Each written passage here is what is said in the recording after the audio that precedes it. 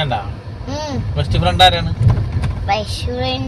അലിമാന്റെ ഒരു കൂട്ടുകാരനും. അലിമാന്റെ കൂട്ടുകാരൻ എങ്ങനെ നിന്റെ ബെസ്റ്റ് ഫ്രണ്ട് ആണ്? നിന്റെ ബെസ്റ്റ് ഫ്രണ്ട് ആരാന്നാ ഞാൻ ചോദിച്ചത്. അവന്റെ ബെസ്റ്റ് ഫ്രണ്ട് ഞാനായി പോയി. അവനാരാണ്? എനിക്ക് പേരറിയില്ല. പേരറിയാൻ പാടില്ലാത്ത ബെസ്റ്റ് ഫ്രണ്ടാ? മൊത്തത്തില് കുഴക്കാണല്ല.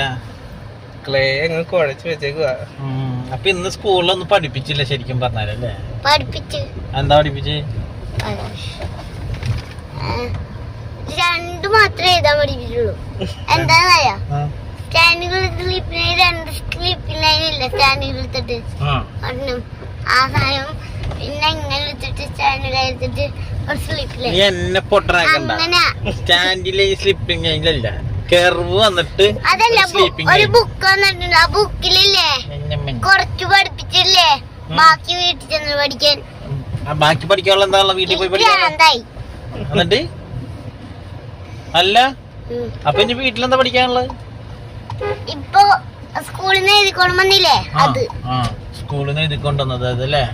രണ്ടും എഴുതണം. പക്ഷെ അതിന്റെ ആദ്യം എഴുതിയില്ല. എന്താ എഴുതാത്? മിസ് പറഞ്ഞിട്ട്. മിസ് പറഞ്ഞ എഴുതണ്ടാന്ന്?